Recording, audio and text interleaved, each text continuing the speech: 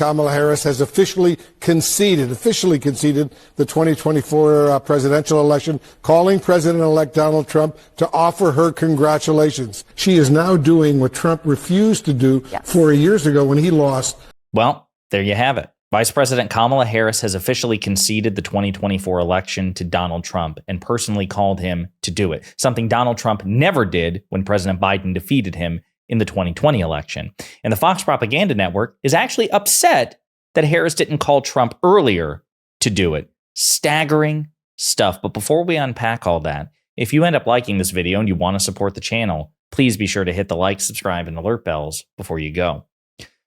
All right, friends, this is going to be a video about double standards and civic duty and the shamelessness of the Fox Propaganda Network. So we're going to play this full clip, the report that the vice president called Donald Trump to concede, and then we'll get into Fox's reaction. Vice President Kamala Harris has officially conceded the 2024 presidential election, calling President-elect Donald Trump to offer her congratulations.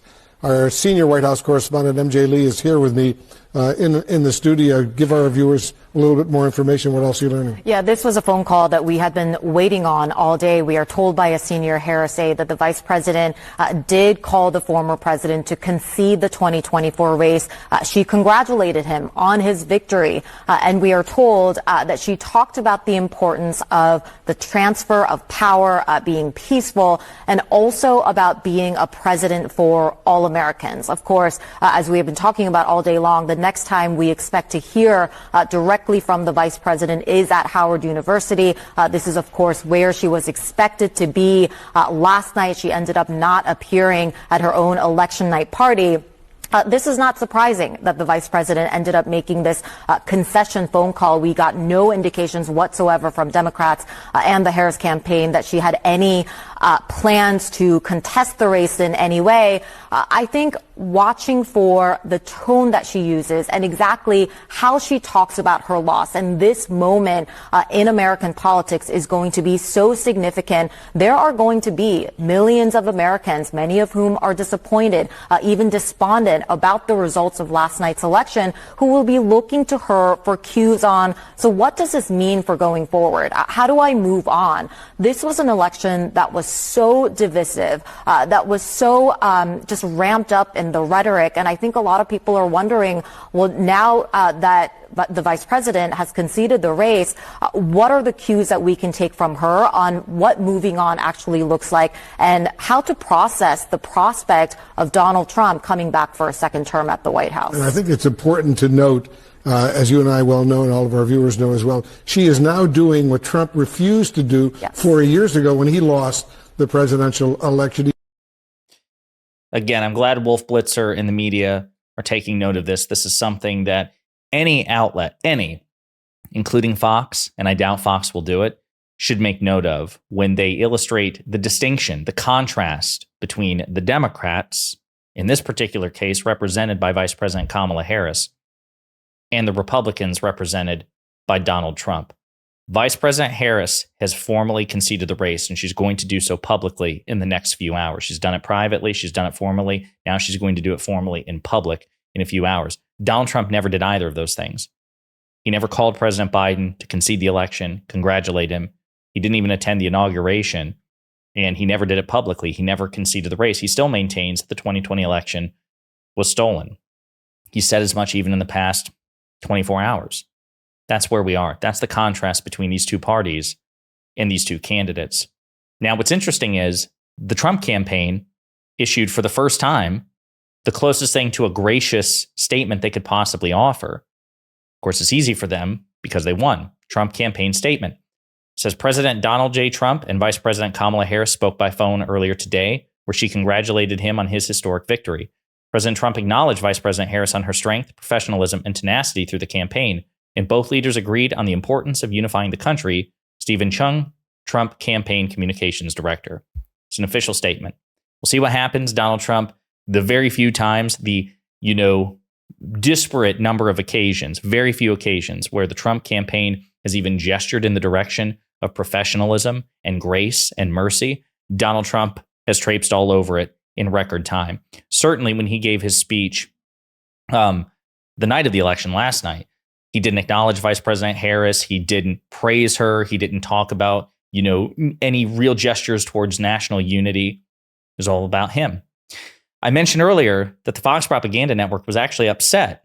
They were upset that, as they remarked while Donald Trump was giving his victory speech in the wee hours of the morning following Election Day, that Vice President Harris hadn't formally conceded the race. So I want you to hear, and again, contemplate the staggering hypocrisy, knowing that this network paid $800 million to signal boost Donald Trump's election lies about the 2020 election, the election that Donald Trump never publicly or privately conceded. And they're upset that Harris didn't do it immediately. Check this out. Vice President Harris will speak tomorrow, and that will be her response to the election results.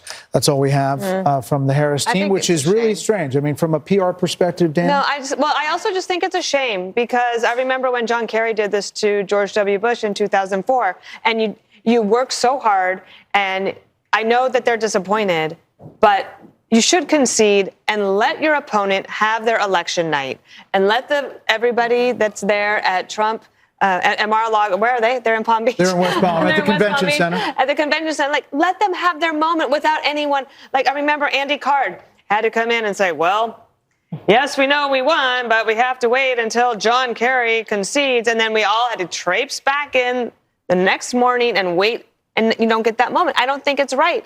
And that's not to say there's not going to be a phone call. There could be a phone call tonight, but she's not going to speak publicly. If there's a phone call, they have to make it public. And then nobody needs to hear from her. So if I were her, I would do it tonight. This is why, that was Dana Perino, by the way.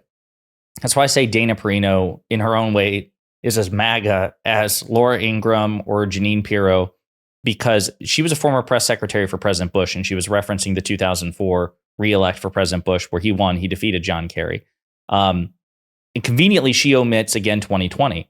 Well, President Biden, when he was then President-elect Biden, wasn't given his moment because Donald Trump refused to do what Vice President Harris has done. The moral superiority of Kamala Harris is beyond question, even on this specific example. And Dana Perino will never reckon with it. She will never acknowledge it. And hopefully Jessica Tarlov, during her next appearance on The Five, will have the opportunity, because I know it's going to be a hard episode for Jessica, no doubt, to point that out. You're upset that Harris didn't concede immediately, but your preferred candidate didn't concede the last election at all, publicly or privately. Where was your outrage then? Where was your frustration then? Did you demand that Donald Trump publicly and privately concede and give Joe Biden his moment?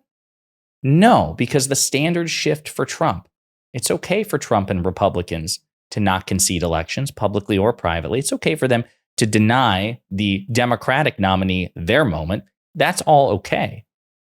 Democrats, on the other hand, have to behave perfectly and flawlessly. You must instantly concede, publicly and privately, on bended knee.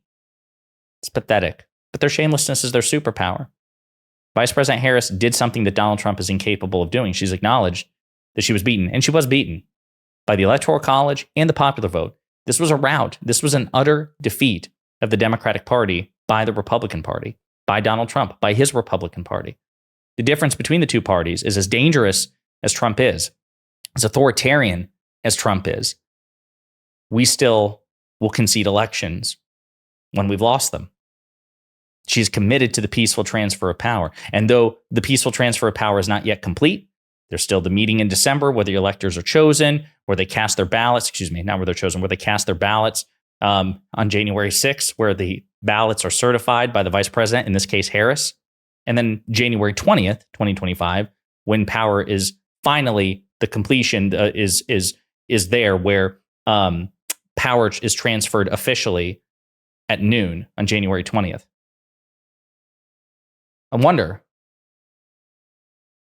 should Harris try to sue her way into the White House? Oh, no, she didn't, because she just conceded.